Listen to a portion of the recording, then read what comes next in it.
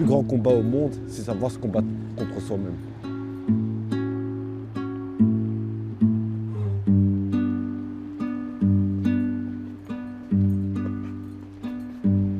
On va dire qu'il y a plusieurs situations qui ont bouleversé pour m'amener jusqu'à là. Enfin, il y a les situations familiales, il y a les situations de justice aussi. Quand je suis sorti de prison, j'ai perdu beaucoup de revenus et des droits aussi. Et tout ça, en fait, ça m'a amené à être jusque-là, en fait, à être sans abri à Bruxelles. Et voilà, quoi. J'ai beaucoup perdu de personnes grâce à ça, à faute de ça, je veux dire.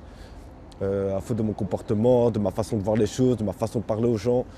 Et bon, voilà, comme les situations familiales, je posais beaucoup de questions envers mes parents. Et comme ils n'avaient pas l'audace de y répondre, ça me rendait agressif. Et c'est ce qui m'a amené jusqu'en prison.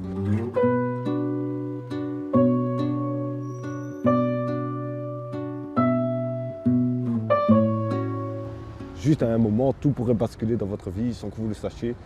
Et vivre sur la crainte le matin en disant où est-ce qu'on va dormir le soir, qu'est-ce qu'on va manger, qu'est-ce qu'on va fumer, avec quoi on va s'habiller, avec quoi on va se laver. C'est vraiment un bouleversement qui vient d'un coup comme ça, c'est un autre monde, une autre réalité qui vous frappe dans la figure et c'est difficile. Je pense qu'on doit survivre parce qu'on doit se dépendre que de nous-mêmes et du peu qu'on a. C'est-à-dire peut-être des 1 euro et des 2 euros qu'on a par jour, ou des aides sociales qui peuvent nous aider de temps en temps, mais pas tout le temps aussi. Et surtout la solitude d'être dans la rue, c'est si on n'a pas un ami ou une personne qui nous accompagne pendant nos journées, et on pense, on perd dans nos pensées et on devient presque fou à ce moment-là.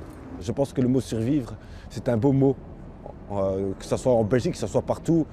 Il faut savoir se dépendre de ce qu'on a, même du peu qu'on a. Et ça, c'est déjà une bonne leçon que j'ai appris.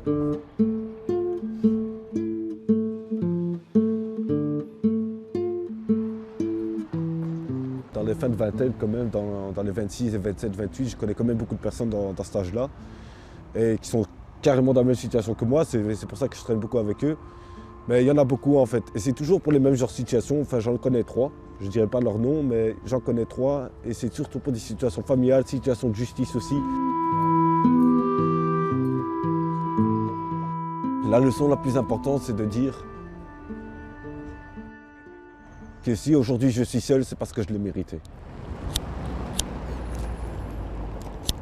Nous pouvons s'en sortir à Bruxelles, bien sûr, parce que voilà, nous avons une très bonne équipe au SAMU social, nous avons des gens très intentionnés aussi au CPS, on voit qu'il y a des gens qui travaillent avec leur cœur, et ça, à Bruxelles, c'est bien. Je serais toujours ravi de Bruxelles, parce que si je pouvais partir, mais je ne partirais pas de Bruxelles, de toute façon.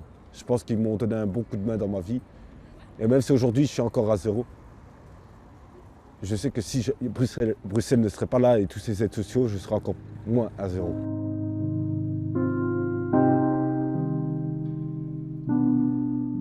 Un jour, si je m'en sortirais de la rue, je pense que je le ferai, parce que comme je vous dis, Bruxelles, c'est vraiment un endroit pour savoir s'en sortir. Mais quand on est dans la rue et qu'on s'en sort de là, oui, on devient plus fort, parce qu'on a vécu le plus pire au plus bon.